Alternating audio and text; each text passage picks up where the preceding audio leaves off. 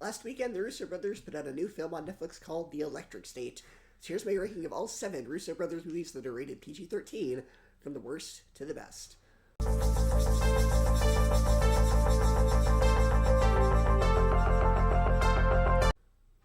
And in last place is You, Me, and Dupree. I hated this movie. It's painfully unfunny. None of the characters are likable. All the jokes were crass and offensive, and it seems like this is a movie where the Russos wanted to do this raunchy, R-rated buddy comedy, but the studio mandated that it be PG-13. It's a huge miss. Number 6, The Gray Man. This movie doesn't really do anything new with the spy genre. Considering that these are the same guys who did Winter Soldier, it seems like the action should be more exciting. The plot is generic, though Ryan Gosling is good. I liked his dynamic with the girl he takes care of. You feeling better? Just another Thursday. All right? Just another Thursday. The end of the movie feels rushed, like they wanted to set up a sequel, but they decided to just cram it into the last 5 minutes. A passable but generic, forgettable action film. Number 5, Electric State. The aesthetic of the world is interesting, and the world of the film could be more intriguing if the movie's world building wasn't so rushed. There's a lot of exposition in the first 15 minutes, and it's all told rather than shown. There could be some cool ideas here about an alternate 1990s where robots have risen up against the humans and we're at war, even though that premise has been done to death.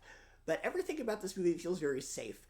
Though the film has huge stars such as Chris Pratt, Millie Bobby Brown, Giancarlo Esposito, and Ke Huy Quan, they all feel very typecast.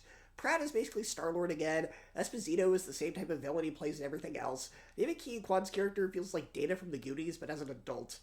The film also has a ton of forced MCU-style humor, and none of the jokes land.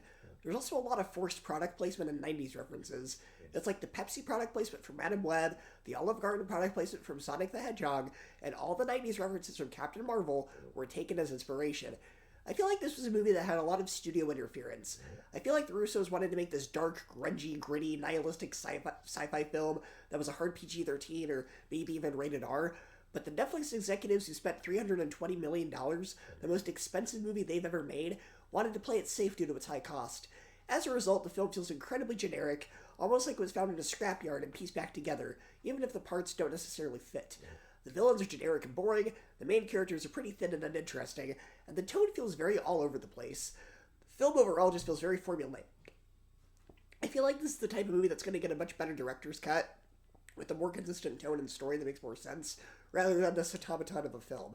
If you like generic turn off your brain movies to have on as background noise or to watch on a lazy weekend, you might find something to enjoy, but for me, this movie lacked a creative spark.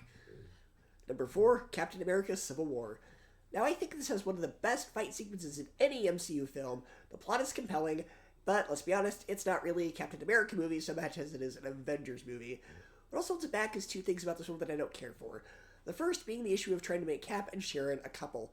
The way they end Cap's story in Endgame, where he goes back to live with Peggy, now means that in that scene, he's kissing his niece. And even before we know that, he's only met her 1 movie ago, and we know so little about her that he didn't even know that Sharon was related to Peggy until Peggy's funeral. So either way, it's incredibly weird. Yeah. Weird. Yeah. Weird. The Russo brothers need to pull a George Lucas and make an edit where he's not kissing her. They also wrote Endgame, so let this be a lesson to going back and reading what you've previously written. The other issue is Spider-Man's intro scene.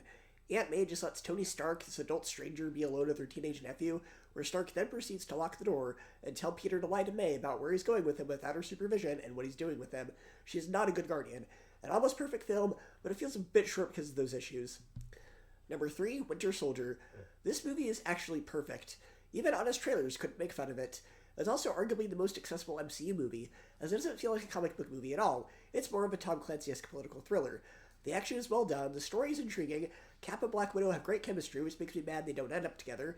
The villain is one of the best non-superpowered villains in the MCU with a despicable plan, and it's one of my favorite non-Avengers MCU films. Number 2, Avengers Endgame. An almost perfect finale to over 20 films of build-up. There's really only one issue I have with the film.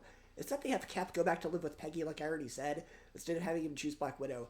Because even before she dies, there's nice little scenes of them just talking, and they still do have good chemistry. Thor also gets a bit of closure to some of the more traumatic events in his life, which is nice. This is almost everything I'd want from a film of this nature. It works really well, even if it's not quite perfect. And number 1 is Infinity War. For a film with such a big cast and 20 films of build-up, there was a huge risk of it being overstuffed, but miraculously, it works.